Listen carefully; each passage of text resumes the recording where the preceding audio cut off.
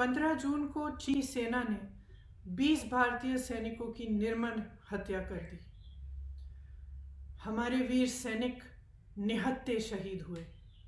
उनकी शहादत हमारे देश के लिए हुई, हमारी सुरक्षा के लिए हुई, हमारी अखंडता के लिए हुई।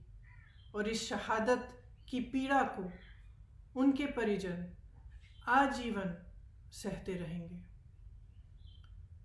ये एक दुख है जिसे मैं अच्छी तरह से समझती हूँ अपने अनुभव से।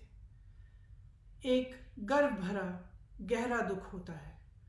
इसकी जिम्मेदारी हम सब की है, क्योंकि हम इस देश के नागरिक हैं और इस देश के नागरिक होते हुए हमारी जिम्मेदारी बनती है कि हम इस शहादत को व्यर्थ न होने दें, कि हम इस शहादत का पूरी तरह से आदर करें।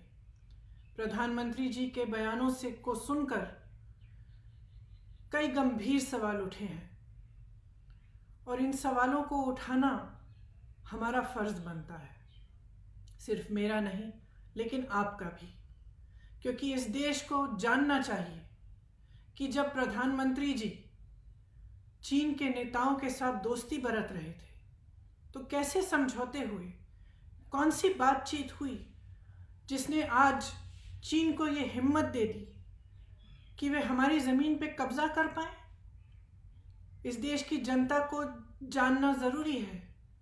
वे जानना चाहते हैं कि हमारे सैनिकों को आपने निहत्थे चीन की सेना का सामना करने के लिए क्यों भेजा। जिस धरती पर वे शहीद हुए वे भारत माता की धरती है, इस देश की धरती है, हमारी माँ है। आप उस धरती को चीन को सौंप नहीं सकते। हम ये होने नहीं देंगे। ये देश जानना चाहता है कि हमारी इस धरती में चीन की सेना को आने की इजाज़त किसने दी, कैसे आए, क्यों आए। ये सवाल पूरा देश कर रहा है। प्रधानमंत्री जी, आपको इन सवालों का जवाब देना पड़ेगा। देश की जनता अपने शहीदों के बलिदान को व्यर्थ होने नहीं देगी। ये देश हमारा है। इस देश की धरती में उन शहीदों का खून मिला हुआ है। इस देश के लिए हजारों शहीद हुए हैं। उनकी शहादत पर राजनीति करना पाप है। हम इस पाप को नहीं होने देंगे। उनकी शहादत का निरादर करना पाप है।